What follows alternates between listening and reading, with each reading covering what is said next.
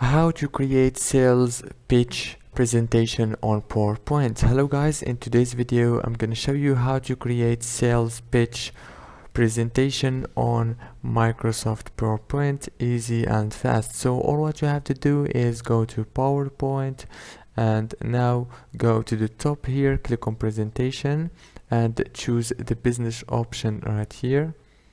And here you will find sales pitch. As you can see, there is many options, many sales pitches.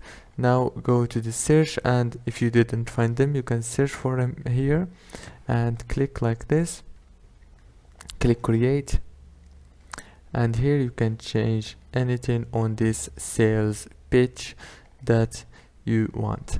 It's very easy and so professional. As you can see, the design is so simple and more professional. So don't forget to like and subscribe. Thank you so much for watching.